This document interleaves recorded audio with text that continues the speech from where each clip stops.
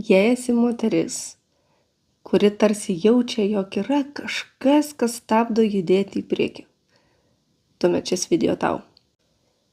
Kaip vidinių konfliktų specialistė aš išskirsiu 2 scenarius, kurie galimai yra priežastis, dėl ko tu nejudi į priekį.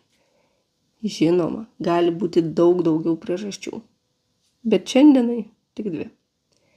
Pirma, gali būti, kad nejudi į priekį, nes tikslas nėra toks, dėl kurio tau verta darbuotis.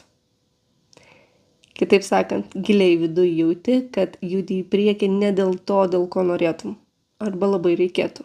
Dėl to ir natūraliai priešinis. Apie tai plačiau kalbu savo YouTube kanale, tai drąsiai pasižiūrėk. Antra priežastis.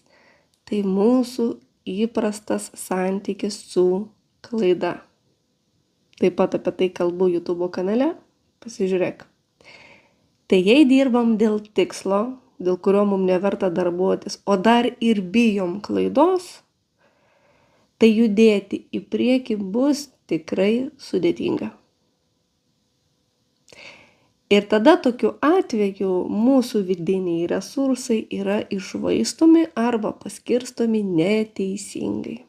Pavyzdžiui, esu sutikus per praktiką daugybę nuostabių moterų, ir vyrų, bet kalba dabar apie moteris, kurios turi tiek genialių idėjų, kaip galėtų judėti į priekį, daryti, veikti, kurti, bet pačios save sustabdo, nes bijo nesėkmės, atstūmimo, klaidos, arba tas tikslas, kurį išsikelia, nors turi nuostabių idėjų, yra ne jų tikslas. Tarkim, primestas iš aplinkos.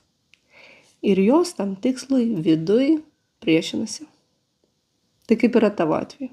Bijai, ar tikslas ne tavo?